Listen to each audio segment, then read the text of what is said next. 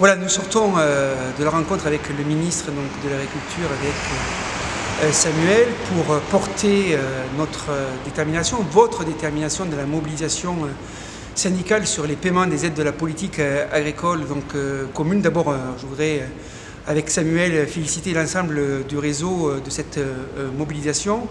Ça nous a permis de dire au ministre de l'Agriculture notre détermination à ce que, au plus vite, l'ensemble des dossiers qui ne sont pas réglés dans les soldes 2015, dans l'ATR 2016, dans l'ICHN, dans les mesures agri-environnementales, que sans délai de pouvoir donner des consignes auprès des DDT, auprès de l'ASP pour mettre en paiement ces dossiers qui sont en souffrance. Nous sommes fortement déterminés, toujours mobilisés.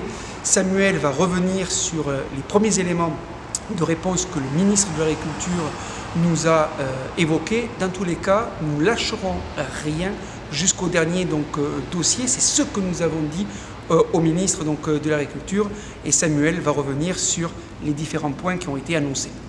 On a abordé les sujets sur la MAE, sur le verdissement, sur les installations, sur tous les effets de subrogation.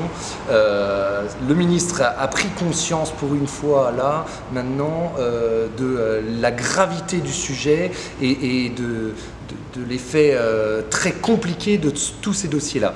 Ce qu'il nous a annoncé dans un premier temps, c'est que chaque agriculteur va pouvoir demander une lettre à la DDT le notifiant de ce qu'il devrait percevoir.